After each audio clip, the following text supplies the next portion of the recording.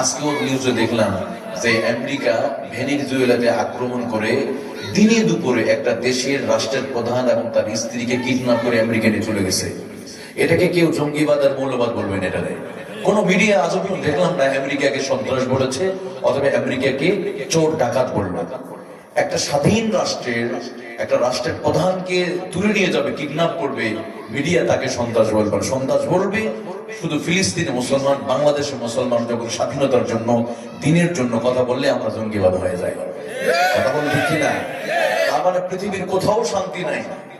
একটা স্বাধীন দেশের প্রেসিডেন্ট নিরাপদ নয়, কিসের শান্তি পৃথিবীতে? আমি মনে করি আমরা যে সময় বসবাস করছি এই সময় পৃথিবীতে কুত্তা বিড়ালের ভিতরে শান্তিটা আছে, ওই শান্তিটা মানুষের ভিতর নাই। একটা কুকুর কুকুরকে কিডন্যাপ করে না, একটা মুরগি মুরগিকে জবাই করে না, সাপ সাপকে হত্যা করে না, royal Bengal tiger tiger never kills a tiger, একটা বাঘ বাঘকে হত্যা করে না, lion never kills a lion, একটা সিংহ সিংহকে হত্যা করে না।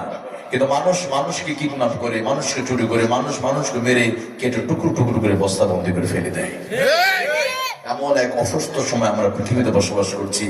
যে আমেরিকা মানবতা ফেরিওয়ালা, গত 2025 সালে শুধু আমেরিকাতে 14,000 মানুষ শুধু নিজেদের মতো গোলাগুলি করে মারা গেছে। ওখানেও শান্তি নেই, আমাদের দেশেও নাই।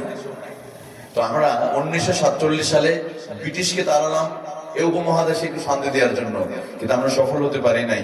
আবার 1971 সালে পাকিস্তান বাহিনীকে পাঠিয়ে দিয়ে, লাথি মেরে পাঠিয়ে দিয়ে আবার আমরা দেশ স্বাধীন করলাম। 54টা বছর পেরিয়ে গেল, এখন এদেশে মানুষের স্বপ্ন আমরা বাস্তবায়ন করতে পারি নাই।